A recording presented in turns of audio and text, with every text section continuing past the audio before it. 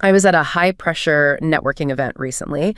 You know, the kind where everyone is aggressively trying to optimize their career. Oh, I know that vibe all too well. Right. Loud voices, firm handshakes, people just reciting these rehearsed elevator pitches, and everyone is constantly looking over your shoulder to see if there's someone more, important to talk to. Exhausting. It's so exhausting. It's this whole display of what we call self-improvement, everyone trying to build a better, shinier exterior to show the world.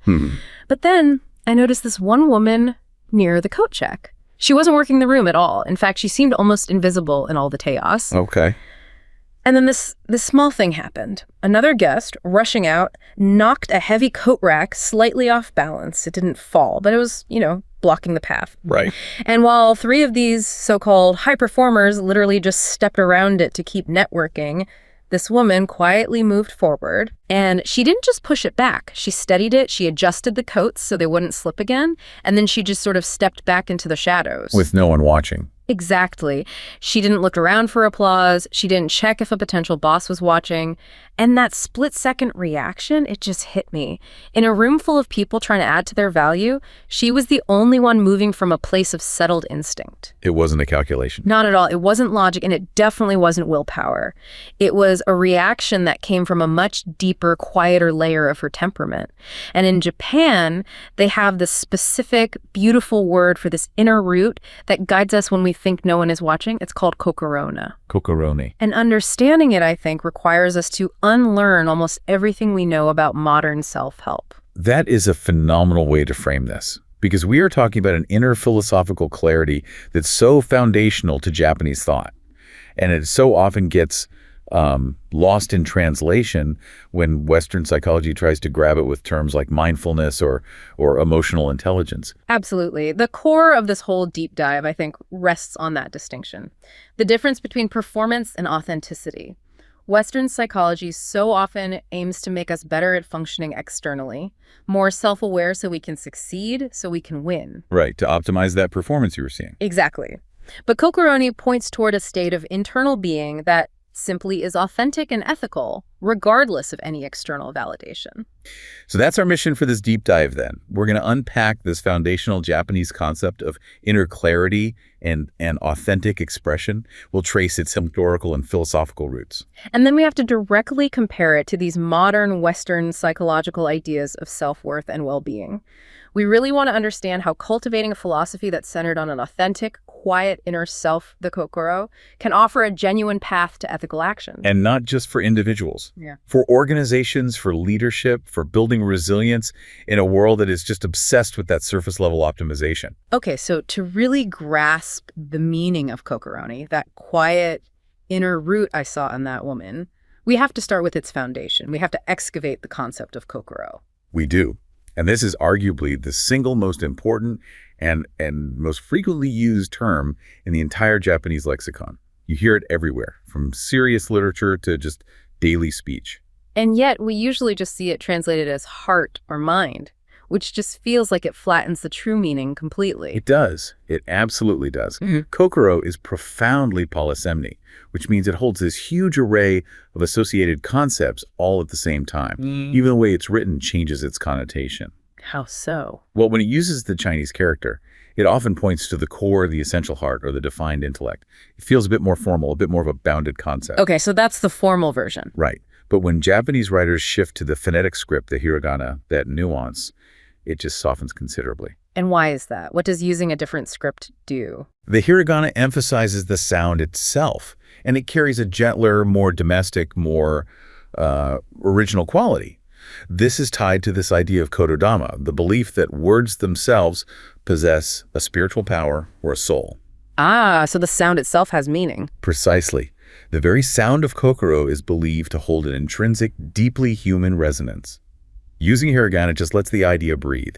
It emphasizes its emotional and experiential quality over its, strict definitional boundary. I think the etymological roots offer the most startling contrast to how we think in the West, because it seems to ground this spirit or mind in something physical, something concrete. That is a critical point. One of the most influential etymological theses links kokoro to these older words, kokori, which suggests a small coagulation or a small solidified substance. Solidified, like clotted. Exactly. Or the word korakatamaru, which literally means to solidify or to clot. This connection moves the inner self away from our Western area abstraction of spirit and ties it to a foundational crystallized essence. Wow. Can you give an example of that? Sure. If you think back to the Japanese creation myths, like the mythological island of Onokorojima, that was the very first landmass formed when the heavenly brine dripping from the spear of the gods solidified and clotted. So it's the same concept. Creation comes from something solidifying. Yes. It emphasizes this sense of foundational essence. So kokoro isn't just a fleeting emotion or a transient thought. It's the fundamental solidified core upon which our entire inner world is built. It's substantial. So if kokoro is the settled, solid core, where is it? I mean, where is it located in the human experience? In our Western models, we have the Cartesian split. The mind is the brain, emotions are, I don't know, vaguely in the chest. Right. But you're saying the Japanese model is much more holistic. It's both somatic and non-somatic. It absolutely refuses that dualistic split. Yeah. We can categorize kokoro into the somatico, which relates to the body, and the non-somatico, relating to psychological states. But they're intertwined. Historically, the location of kokoro was perceived to be everywhere vital. The physical heart, the shinzu, the chest, the mune, and, maybe most interestingly, the abdomen or belly, the hara. The belly. That's fascinating. So this physical anchoring isn't just symbolic, it's actually in the language. It is, completely. You mentioned anger earlier, the expression hara ga taku. Which means? It translates to the stomach stands up, and it means to become angry. It perfectly illustrates how deeply these psychic states are felt in the bodily core. So your anger literally rises from your gut. Exactly. Yeah? Sincerity, too, is anchored in the belly. There's a phrase, hara owate hanasu, which means to split the stomach and speak. It signifies true frankness and sincerity. So when your psychological state is expressed holistically through your somatic center, your center of gravity, your strength, it suggests that self-control and ethical action also have to be achieved through physical grounding, not just mental effort. It's like if you want a settled mind, you first need a settled physical presence. That makes a lot of sense. But, okay, when we move into the abstract, that non-somatico profile, kokoro becomes this comprehensive, multifaceted inner operating system. It does. It acts as the collective term for the four major psychological processes that define our inner life.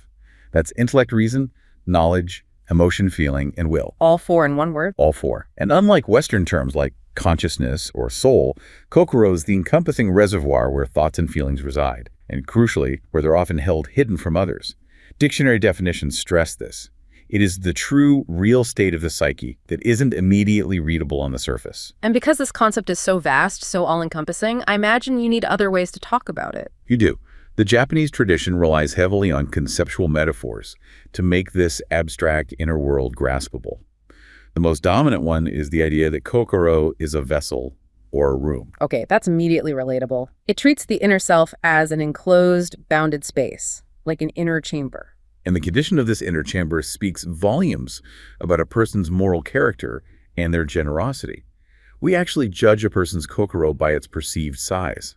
What do you mean by size? Well, if it is shiroi, which means wide or generous, that person is seen as tolerant, great-spirited, and forgiving.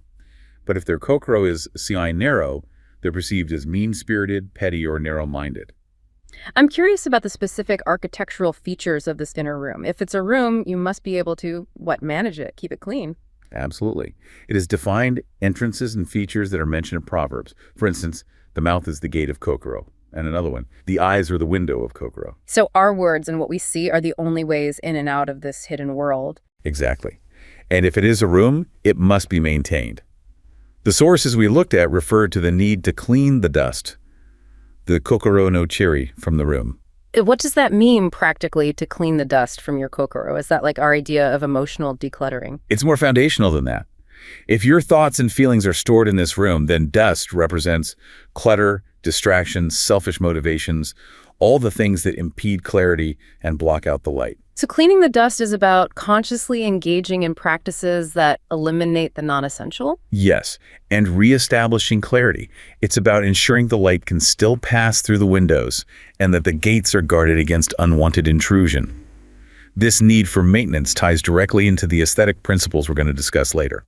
But it's not always a static room, is it? The concept shifts. Sometimes kokoro is treated as something more dynamic, more connective. Right, that's the second major metaphor. Kokoro is fluid or substance. And this one seems to emphasize relationality, connection with others. It does. It can flow, as in kokoro gakuju, which describes two people's kokoro circulating between them, which facilitates understanding even without explicit words. Like being on the same wavelength. Very much so. It can be shared, or most importantly, it can be actively accessed by others, which brings us back to empathy. The practice we mentioned, kokoro ukumu, which means to scoop or draw kokoro. Right.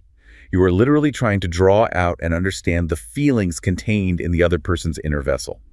This fluid metaphor suggests that the inner self isn't sealed off, but it's permeable. It's meant to connect, to be shared and felt by others. And then there's a third view, the most anthropomorphic one. The kokoro is a person in us, an inner agent. And this is where the idea of the self becomes highly nuanced. Kokoro acts as an inner partner or a tenant inside you. It's the entity that can be a trusted guide, a ruler, a friend, or, some proverbs warn, even a devil. A devil. So it's the part of you that can lead you astray. It is. It's the entity that responds to external pressure. It gets scattered or disturbed, kokoro ga midarete, when you're faced with stress, or it can rush and waver korosiku when impatience strikes.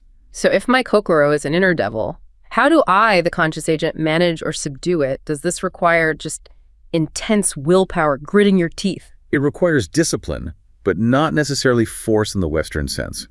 This conceptualization means the inner self is an active agent that needs to be settled, harmonized, and disciplined, often through non-cognitive means. The devil appears when the kokoro is scattered, or when it rushes. I see. The entire goal of Japanese philosophical and aesthetic training is to ensure this inner tenet acts as a settled ruler, guiding that instinctive action, the kokorone, rather than a chaotic devil demanding immediate, selfish gratification. Okay, so that's the key challenge then, cultivating this vast, multifaceted kokoro into a settled ethical core. How did the traditions of Japan provide the tools to do this? And I guess we have to start with Zen Buddhism. We do. Zen has been deeply integrated into Japanese culture since the 6th century. And its objectives, they moved beyond pure theology into art, into ethics, into military discipline. The goal is radical self-awareness and enlightenment, recognizing that Buddha nature is inherent to all of us, and achieving that through direct discipline practice. And the principles adopted by the powerful classes, like the samurai with their Bushido code, are what are really relevant here, right? Absolutely. We're talking about simplicity, austerity, discipline, and critically, the favoring of action above thought. This favors instinctive, settled action over endless conscious deliberation. Which directly contradicts the modern Western impulse, which is so often analysis paralysis, overthinking every decision, trying to logically calculate the most optimized outcome. Exactly. Zen teaches that true wisdom is manifested in action, not in intellectualizing or debating the right course. A settled kokoro allows for the instantaneous, correct response, the kokorone, without the interference of the ego, which is always trying to calculate benefit or risk. The samurai aimed for mushin, or no mind, a state where the mind is fluid, unattached, and ready to react instantly without being clogged by fear or intention. And to achieve this spiritual and ethical clarity, art and aesthetic practice became the primary vehicles for cultivation. These principles function as a moral and spiritual framework for shaping the kokoro. That's right. They are the tools for cleaning the dust from the room. So let's unpack the 3 core aesthetic principles that guided this inner cultivation. Let's start with Kanso. Kanso translates to simplicity and sparseness. It is the elimination of the non-essential, the rejection of luxury and ornamentation, all to reveal the inherent essence of things. This principle is directly tied to the Buddhist notion of non-attachment. So by removing the external clutter and complexity, you're forcing the internal landscape, the kokoro, the room, to also become clear. That's the idea. And it's an active process of stripping things away, right? Yeah. Not just decorating minimally, but living minimally. It sounds like radical simplicity. It is. Think of a sumi ink wash painting. The artist uses just minimal lines, often just black ink on white paper, but achieves incredible depth and complexity. In life, Kanso demands austerity. If you strip away all the things you think you need for happiness, possessions, status, validation, what remains is the clear, fundamental self. And this makes ethical action simpler because the motivation is pure, unclouded by external desires. And stripping away all that pretense, that leads us naturally to the second principle, Wabi, which seems to embrace the imperfect, the used, and the humble. Yes, Wabi is the appreciation of austerity, irregularity, and humility. It finds beauty in the natural process, the wear, the age, the slight asymmetry. It's about focusing on things that are poor in value but rich in spirit. Wabi is the perfect antidote to the Western obsession with newness and perfection. The Raku tea bowl is the classic embodiment of this, isn't it? It's the perfect embodiment. They're hollowed by hand, they're intentionally asymmetrical, often with a rough glaze, embracing the accidental and the natural. And this practice, it forces the participant, the person handling the bowl, to accept and appreciate imperfection. If you can appreciate the crack in the tea bowl, you can start to accept the flaws and impermanence of yourself and others. And that acceptance is crucial for peaceful kokoro. Absolutely. This seems like such a vital counter-argument to self-optimization culture, which tells us we must constantly fix and polish and perfect ourselves. Wabi is basically saying, you are enough, including your flaws. It reframes the whole idea of effort. Effort isn't about achieving a flawless exterior. It's about the discipline to be present with the object or the self, as it is, which leads us perfectly to the third principle, Ma, which introduces the power of intentional emptiness and pause. Ma. I've heard this translated simply as space or interval, but that translation seems to miss its profound potential. It does. Ma is the space between actions or objects. It's the potential for illumination that arises from an intentional void. The kanji character for Ma actually combines gate, a boundary, and sun or moonlight. It literally suggests light radiating through an empty doorway. So it's not the silence or the space itself, but the energy that's contained within that silence. Precisely. It's the potential energy. In architecture, Ma is the intentional empty space left in a room. In music, it's the beat of silence that gives power to the following note. We see this so vividly in the path to the tea garden, the roji. With the stepping stones. Yes, the stepping stones, the tobi ishi, they're placed with specific, irregular gaps. Those gaps, the Ma, they force the visitor to regulate their pace, to pause, to quiet their mind. It ensures the transition from the chaotic world outside to the sanctuary of the tea house is marked by stillness and presence. So if you don't allow for Ma in your life, if you just rush from one optimized task to the next, your kokoro will be scattered, just as we discussed in the first section. Ma is the practice of settling the self. Now, alongside all this Zen discipline, we have to factor in the indigenous Shinto spirituality, which I think gives the kokoro its emotional depth and its connection to the external world. Absolutely. Shinto perceives divine entities, which are called kami, in all manifestations of nature: a rock, a river, an ancient tree. And this brings us to the aesthetic concept of aware, specifically mono-aware, which is often translated as a sense of profound emotional appreciation for the fleeting beauty and the transience of the world. Yes, the Japanese word for that transience is mujo. And this sensibility, aware, is critical because it tells us how the kokoro interacts with this sacred world. Aware acts as the mechanism. The beauty of things, a mountain, a stream, the cherry blossoms, it appeals directly to the human heart, to the kokoro. So that emotional movement, that feeling of awe, or even that little bit of melancholy at its passing, that's the gateway to experiencing the divine, the kami. It's almost the opposite of a scientific observation. You don't analyze the object, you feel its beauty and its temporary nature, and that feeling is what connects you to something much larger than yourself. The film My Neighbor Totoro is a great example of this, isn't it? It's a perfect example. The enormous camphor tree is clearly portrayed as sacred, a shimboko. The feeling of awe and the emotional movement that children experience when they interact with the Toro or the natural world, or even the deep sadness Satsuki feels when she thinks her sister is lost. That intense emotional responsiveness reflects aware. It's a sensibility that binds humans, nature, and the kami into a single sacred community, and that emotional responsiveness is central to an authentic kokoro. So if kokoro is cultivated through simplicity, imperfection, stillness, and this deep emotional resonance with nature, it suggests a self that is fundamentally interconnected rather than independently successful. And this leads us directly into the profound divergence between this whole philosophy and modern Western psychology. It really does. The contrast begins with the most basic definition of who we are. Western culture prioritizes the independent self. You are autonomous. You seek self-enhancement. You value your internal, unique traits like high self-esteem, intelligence, personal ambition. Our worth is so often measured by what we possess internally. This independent self, that's the person who thrives at that networking event, constantly projecting a polished, unique internal brand.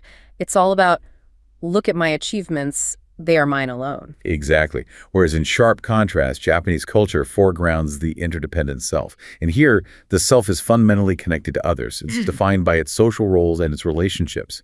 You're valuable not because of your unique internal traits, but because you are a good listener, or a loyal family member, or a dependable colleague. So well-being and ethical conduct become inherently relational. They're centered on maintaining harmony, or wa, within the group. So if success and self-regard are relational rather than internal, how does that change the fundamental engine of motivation?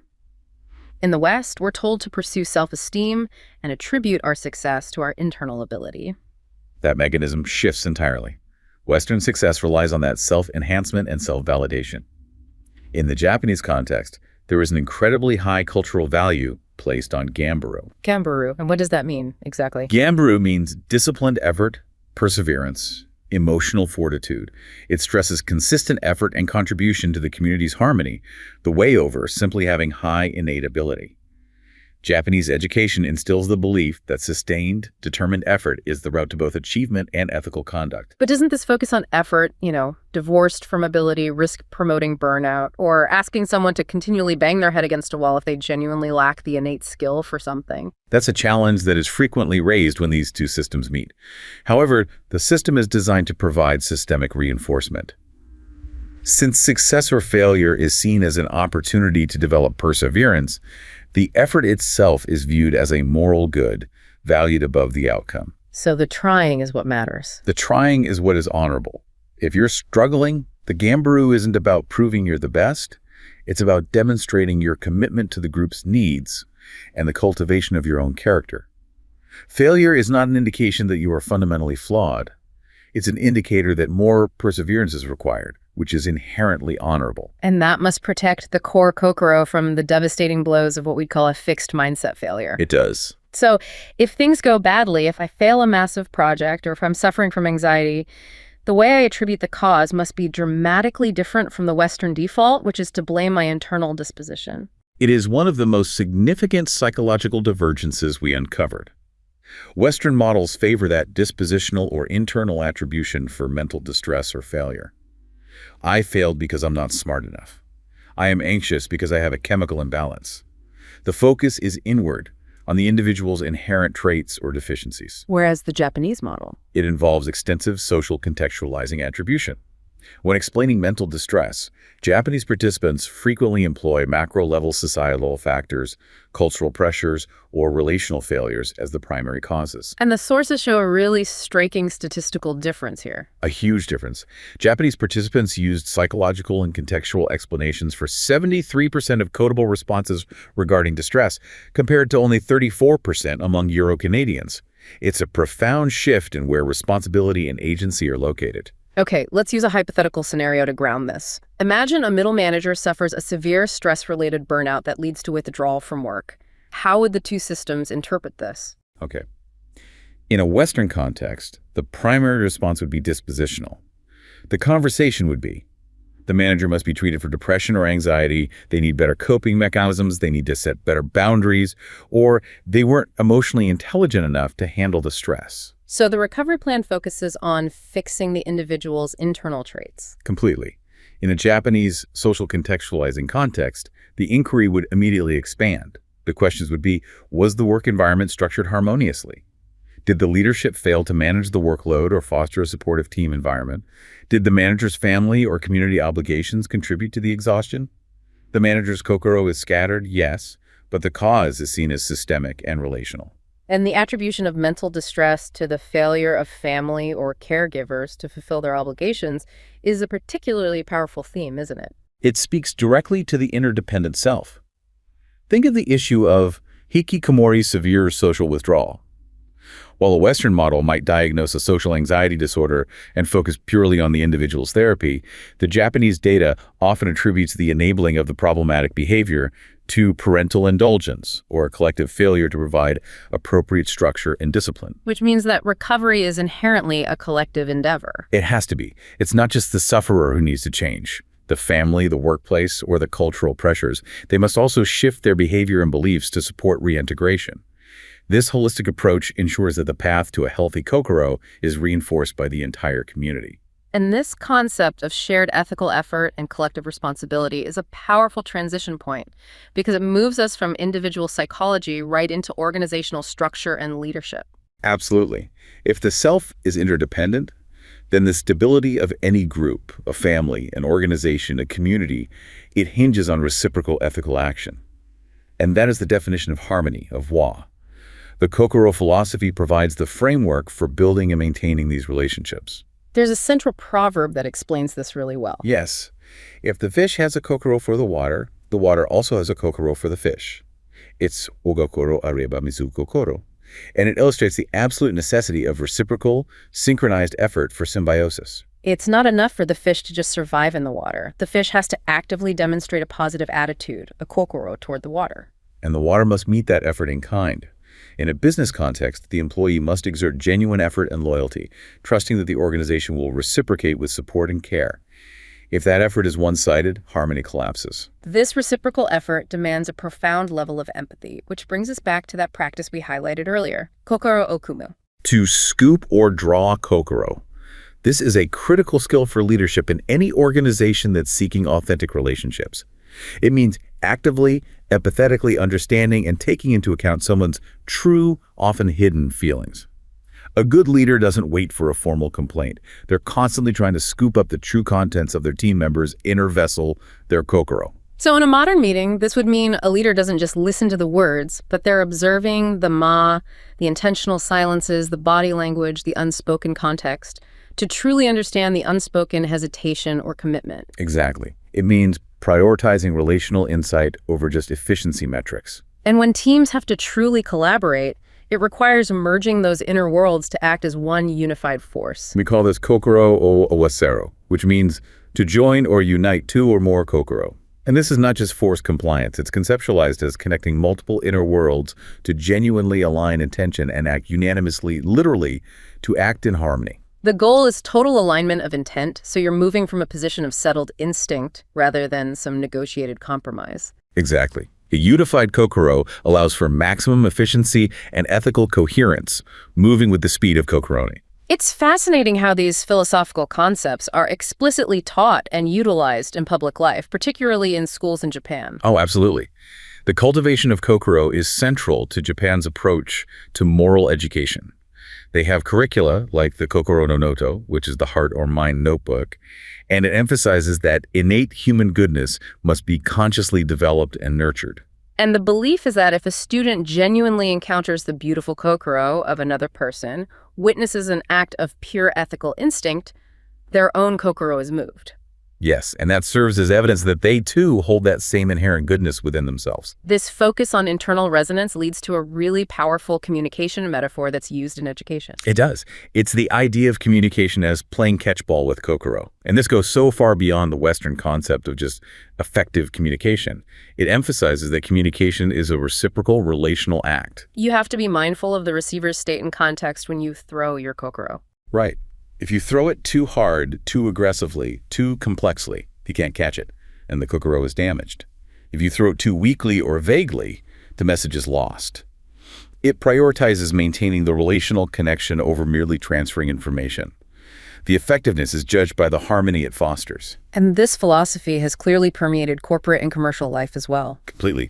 The term kokoro carries such powerful positive connotations of authenticity, depth, and sincerity that it's widely used in branding.